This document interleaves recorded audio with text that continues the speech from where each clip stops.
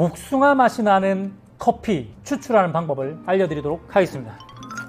와, 끝났습니다. 이거는 복숭아 맛이 확 오면서 커피니스도 살짝 있습니다. 그래서 이거 드신 분들이 진짜 복숭아 맛이 납니다 라고 이제 얘기를 하시는데, 탱커 담백한 남자입니다. 오늘도 담백하게 레시피 하나 투척해 드리도록 하겠습니다. 엘파라이소 리치 요즘에 진짜 핫하죠. 복숭아 아이스티 맛이 난다고 해서 굉장히 유명한데, 이 엘파라이소 리치라는 것은 무산소 발효 가공 프로세싱으로 만든 생도인데요. 이것을 볶아가지고 판매를 하는 건데, 이게 사실 작년에도 있었고요. 재작년에도 아마 있었을 겁니다. 근데 작년 엘파라이소 리치랑 올해 엘파라이소 리치는 전혀 다른 커피인 거예요. 완전히 달랐어요. 저는 작년까지만 해도 엘파라이소 리치보다는 엘파라이소 라임을 더 좋아했거든요. 이 라임을 로스팅을 잘 해가지고 추출을 정말 기가 막히게 잘만 하면 아이스로 만들어 먹었을 때 진짜 모히또 맛이 났어요. 그리고 완전 별미처럼 먹었었거든요.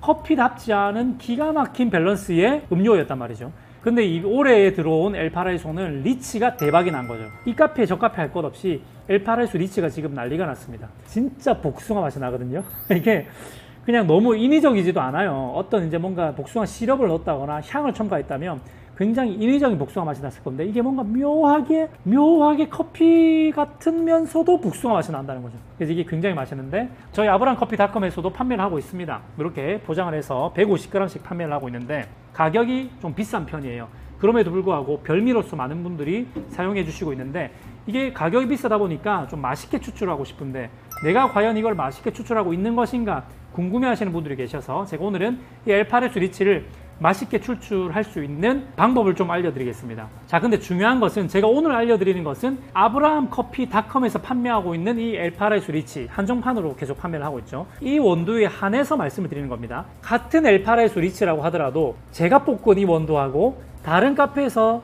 다른 분이 볶은 거하고는 원두가 다르다고 보셔야 됩니다. 물론 같은 생두를 사용했겠지만 로스팅이 달라짐으로 인해서 결과물인 이 원두는 달라져 있는 거예요. 그래서 이런 다른 원두를 구매하셔가지고 제가 알려드릴 이런 레시피를 가지고 사용을 하시면은 전혀 다른 맛이 날 수 있기 때문에 반드시 요거는요, 아브람커피닷컴에서 주문을 하신 요 원두 기준으로 제가 설명을 드린다는 것을 기억해 주세요. 자, 먼저 저희 매장에서 판매하고 있는 엘파라이소 리치는요, 배전도가 굉장히 약배전입니다. 이거 제가 아거트로 넘어 찍어보진 않았는데 거의 뭐 75에서 뭐 80 가까이 나올 것 같은 아주 약배전이거든요. 이 약배전인 상태가 되어야지 복숭아 티 같은 이런 맛이 빵 터진다는 거죠. 근데 이게 이거보다 더 볶으면은 복숭아의 단맛은 더 증대되는데 신맛이나 요 새콤달콤한 느낌이 또 점점 사라진단 말이지. 그래서 저는 요 포인트에서 단맛이 좀 더 증대되면서 이 포인트에서 멈췄으면 해서 제가 더블 로스팅이라고 하는 좀 다소 귀찮고 시간이 좀 더 걸리는 로스팅 기법을 사용해서 아주 고심 끝에 만들어낸 원두입니다. 이 원두로 추출하실 때 문제는 뭐냐면, 이 녀석이 아무리 제가 더블 로스팅을 해서 허니컴을 많이 열어놨기 때문에 포인트에 비해서는 콩의 크기가 많이 커져 있고 허니컴도 많이 열려 있겠지만은 이게 그래도 다른 일반적인 중배전이나 중간배전 원두에 비해서는 허니컴이 굉장히 부족한 상태입니다. 그래서 물과 접촉을 했을 때에 물 입자가 이 원두 입자 사이사이에 침투해서 흡수 배출되기가 그렇게 원활하지 않은 상태라는 겁니다. 그래서 이 엘파라이소 리치를 추출하실 때 가장 중요한 것은 물의 온도예요. 무조건 높은 온도로 추출하세요. 뜸들이기 할 때도 팔팔 끓인 상태로 추출하시고요. 추출할 때 다시 한번 끓여가지고 추출하시는 것을 추천드립니다. 그리고 두 번째 팁은요, 허니컴이 부족한 이런 원두들은 분쇄도를 가늘게 쓰시는 게 좋아요. 분쇄도라도 가늘게 해서 그 가늘 입자에 좀 더 넓은 면적으로 물이 접촉을 하기 때문에 흡수 배출이 좀 더 원활하게 일어날 수가 있습니다. 이런 원두가 분쇄도가 안 맞고 물의 온도가 너무 낮아가지고 추출이 원활하게 되지 않으면은 과소 추출과 과다 추출이 동시에 일어나는 엄청난 채널링이 일어납니다. 이렇게 되면은 바디감은 떨어지고 맛은 자극적인 그런 그냥 시기만 한 그런 커피가 될 수가 있어요. 엘파라이소 리치가 가지고 있는 단맛을 증대시키기 위해서는 바디감도 충분히 나오셔야 되기 때문에 분쇄도도 조금 많이 가는 편으로 쓰셔야 됩니다. 저는 이제 본막 400을 사용할 건데요. 이 본막 400으로 기존에 저희가 핸드드립을 할 때 중강배전 정도로 핸드드립하는 그 분쇄도를 먼저 보여드리고요.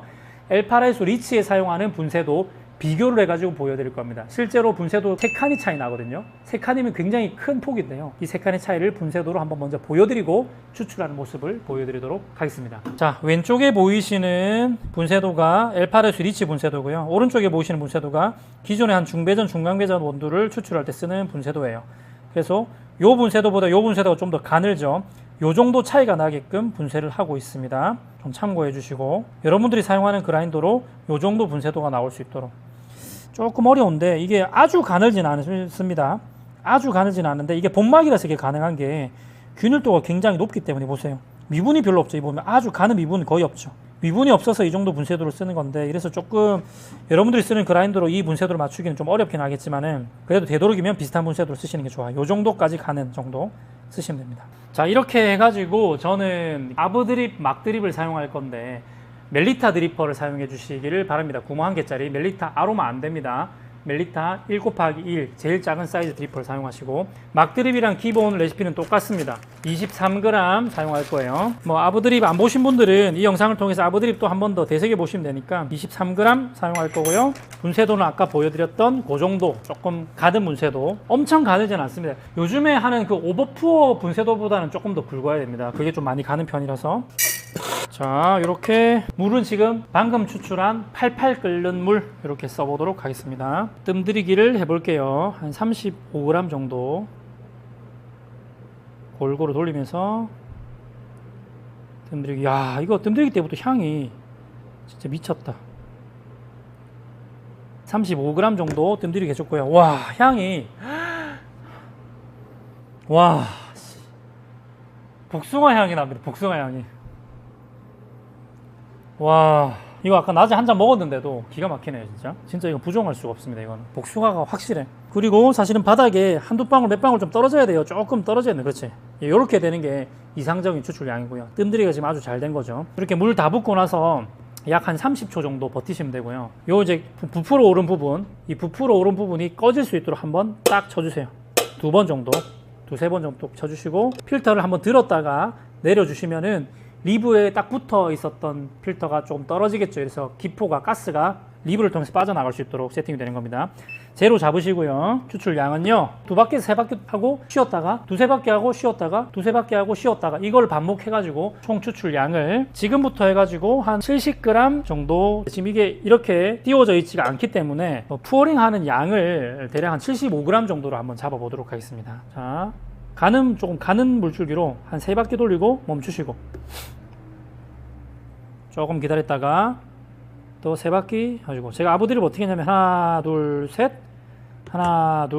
이렇게 했는데, 리치 같은 경우에는 허니컴이 좀 더 부족하고 분쇄도가 좀 가는 편이기 때문에 3번 쉬면 안 돼요. 좀 더 오래 쉬고 또 3바퀴, 2-3바퀴 돌리고, 한 2바퀴만 해도 되긴 한데 3바퀴 돌리고 하나 둘 셋 넷 다섯 여섯 일곱 여덟, 좀 더 쉬고 또 들어가줘야 됩니다. 너무 짧게 쉬시면 안 돼요. 리치는 기존 막드립보다도 조금 더 오래 쉬어줘야지 물이 빠지는 시간이 필요합니다. 좀 기다려주고 또 들어가주고, 여기 고여있는 물이 살짝 빠질랑 말랑 하면 또 부어주고, 빠질랑 말랑 하면 또 부어주고, 이런 식으로 하는 거예요. 자, 예간장 타게 또 부어주고. 기존 막드립이랑 차이점은 딱 요 정도입니다. 쉬는 시간을 조금 더 길게, 여유있게. 좀 덜 빠진다 싶으면 필터 한번 들어주기, 이런 식으로 해서 75g 정도 되게끔 부어주도록 하겠습니다. 한번 들어주고 쭉쭉 잘 빠지네요. 75.5g 부었고요. 이제 빠져나가는 것까지만 좀 기다렸다가 드시면 될 것 같아요. 뭐 조금 더 뽑으실 분들은 엘파루스 리치는 사실 한 80g까지 부어도 되는데, 됐어요. 저는 딱 요만큼 75.5 딱 됐어요. 이게 완벽합니다. 아주 이 정도면은. 자, 이렇게 추출된 커피에다가 이제 아이스로 드실 분들은 여기다가 차가운 물을 80g 정도, 뜨거운 물 하실 분들은 한 110g 정도 이렇게 포링을 하셔가지고 드시면 되는데, 엘파레스 리치는 향이 좋은 커피예요. 맛도 좋죠. 맛도 좋지만 향이 더 강렬하기 때문에 이 녀석은 따뜻하게 드시는 걸 좀 추천드립니다. 따뜻한 물에서 향 포집력이 좀 더 오래 가기 때문에 처음 드시는 분들은 무조건 따뜻하게 한번 즐겨보시고, 그 다음부터는 뭐 아이스로 드셔도 충분히 좋은 커피긴 합니다만은 아무래도 좀 팡팡 터지는 그 향미는 살짝 부족하니까 따뜻하게 드시고, 아이스로 드시는 분들은 오히려 약간 그 워터리하게 드시는 게 저는 좋다고 생각해요. 조금 더 연하게 물 희석을 조금 더 하셔가지고 진짜 워터리하게 드시면 그런 거 있잖아, 복숭아 맛 워터, 연하게 타면 탈수록 복숭아 맛 워터에 가까운 그런 굉장한 음료가 되는 거죠. 자, 흔들어서 한번 먹어볼게요. 와, 끝났습니다. 엘파레스 리치는 이렇게 먹는 게 제격입니다.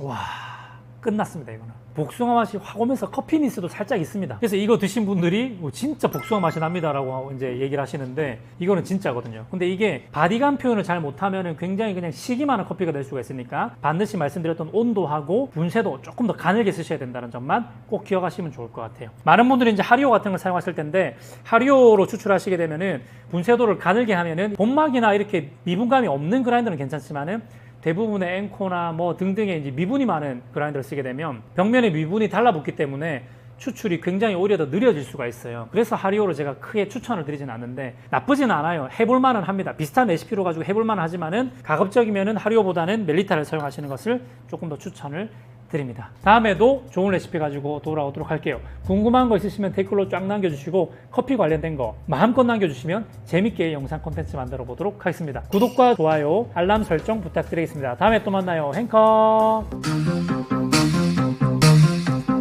행복한 커피 아브라 커피